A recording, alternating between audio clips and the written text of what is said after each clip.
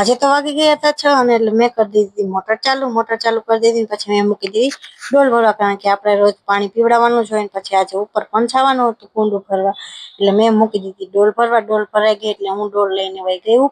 ઉપર જઈને પેલા કુંડું સરસ રીતે વીછળી નાખ્યું કારણ કે કચરો બધું પડ્યું હોય એટલે પેલા સરસ રીતે કુંડાને વીછળી નાખ્યું પછી પાછું ભરી લીધું કુંડું ભરીને પછી મારે છોડને બધાને પાણી પણ પીવડાવવાનું હતું એટલે પેલા કુંડું ભરી લીધું રોજ આપણે કુંડું ધોઈ અને ભરી લઈએ અને પછી હું આવી ગઈ નીચે આવીને બધા છોડને પેલા પાણી પીવડાવી દીધું રોજ બધા છોડને પાણી પીવડાવવું જ પડે ઉનાળો છે એટલે પછી આજે તો બનાવવાની હતી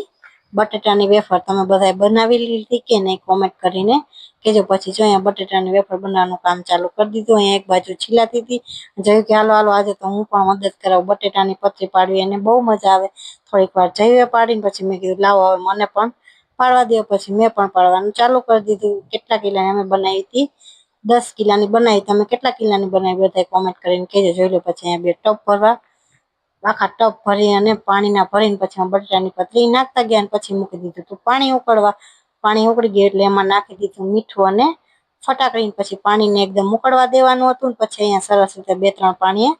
ધોઈ નાખવાની હતી જો અહીંયા પછી 2-3 પાણીએ ધોઈ અને પછી જે આપણે પાણી ઉકળતું હોય એમાં નાખી દેવાનું અમે તો આવી રીતે બનાવીએ તમે બધા કેવી રીતે બનાવો કોમેન્ટ કરીને કેજો જોઈ લો પાણી ઉકળી ગયું પછી એમાં બટેટાની વેફર નાખી ત્યાં તો આવી ગયા ગોલાવાળા ભાઈ એટલે જયું લઈ આવ્યા ગોલો પછી એને ગોલા ખાઈ લીધા હું અહીંયા જો પતરી પાડતી હતી પછી બનાવી નાખી બધી જાજી વેફર પછી સુકવાનું કામ ચાલુ કરી દીધું વિડીયો ગમ્યો હોય તો લાઈક કરી દેજો ચેનલને કરી દેજો સબસ્ક્રાઇબ